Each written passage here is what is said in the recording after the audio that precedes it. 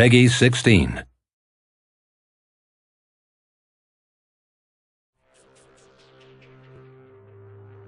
Greetings, this is Dyslexy from the ArmA community group Shack Tactical. In cooperation with Bohemian Interactive, I'm creating a series of videos to explain some of the basics of ArmA 3. Today we'll be discussing the usage of two types of specialized infantry roles, the sniper and the anti-tank or anti-aircraft launcher team. We'll be covering general tips of how they can be employed effectively.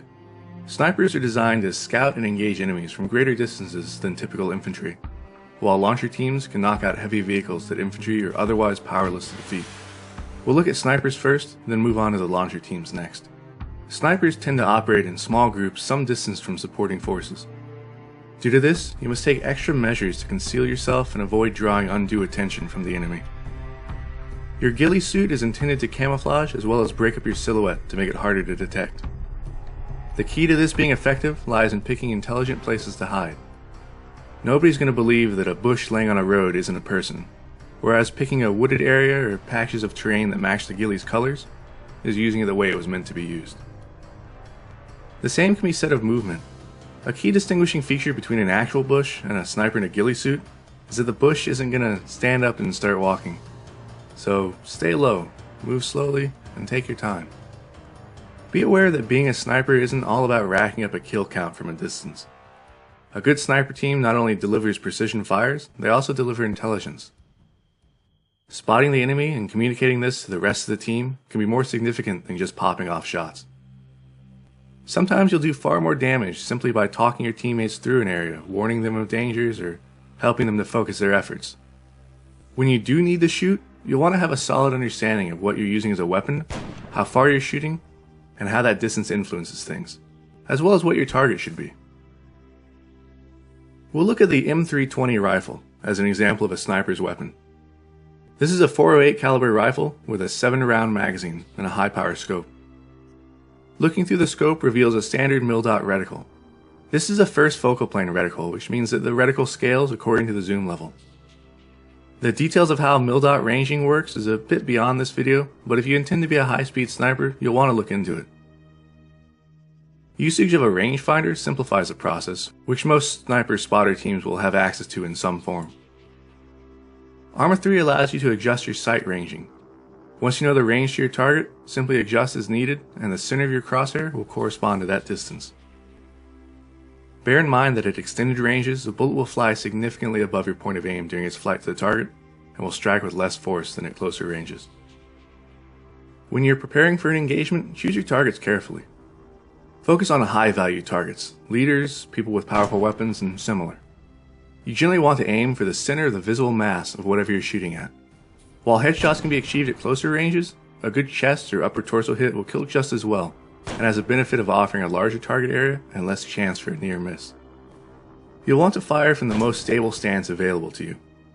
Good positions will generally allow you to fire from the prone or in a sitting posture if grass obscures a prone perspective. Before firing, make use of your breath hold key. By default, this happens when holding your right mouse button down.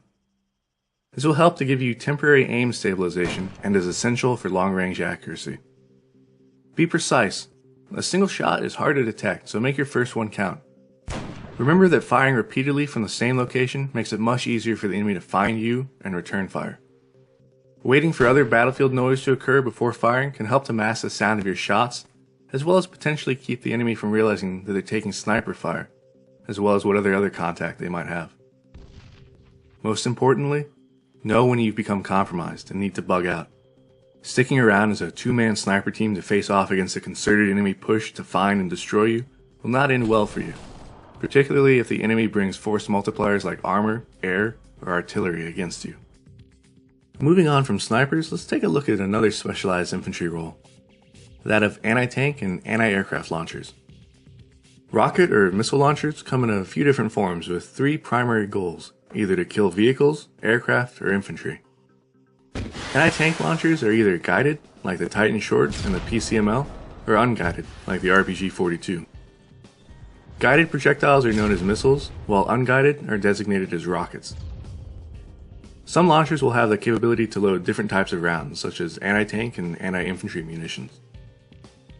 Rocket launchers have reticles that are calibrated for the drop of the rocket over range. This is the RPG-42's reticle. You can see that there are crosshairs corresponding to the point of aim from 50 to 500 meters. To use it, match the distance of your target with the correct reticle aim point and take your shot. Missile launchers, on the other hand, are primarily concerned with locking on the targets, be they anti-tank launchers or anti-aircraft. To lock, click your right mouse button while aiming at a target. You'll see a box appear, then a diamond fade in over it. When the diamond turns solid, your lock is acquired and you can fire your missile. The Titan Short is one launcher with some additional functionality. While it can lock on the targets and automatically track them, it can also be fired in an unlocked mode, in which it will track along with the launcher's aim point. This can be used to precisely engage structures, infantry, or other targets that can't otherwise be locked. When it comes to the tactics used with launchers, the general theme is to act in a manner that respects the tremendous power of the sorts of vehicles and aircraft you'll be engaging. Agitating a tank by missing it with an anti-tank rocket is not conducive to your long-term survival. It's better to just blow them up and be done with it on the first shot, so make that first shot count. You generally want to strike armored targets either on their sides, their rear, or from above. The frontal armor is the strongest and hardest to defeat. Also, keep in mind where they're looking. You can tell where the driver and gunner are looking by the orientation of the vehicle and the turret. Firing from the front means the driver is likely to see your launch signature and communicate to the rest of the crew, as well as try to evade it. While firing when the turret is facing you, it's an easy way to get yourself promptly exploded. Try to fight vehicles in dense terrain. It's much easier to knock out a tank or similar in an urban area at close range than it is to try and hit them from a distance in more open terrain. Luring vehicles into towns or cities also allows you to fire them from above, making it that much harder for them to counter you. Try to select keyhole positions in which you can only be seen or engaged from a narrow angle. Knocking out a tank is great, but if his buddies saw you fire and return the favor, your victory celebration may be dramatically cut short. If you're using rockets against armor, it helps to have multiple gunners ready to engage. If the first gunner misses, he can rapidly communicate the adjustment needed to the second gunner, who can use that information to improve his chances for a hit.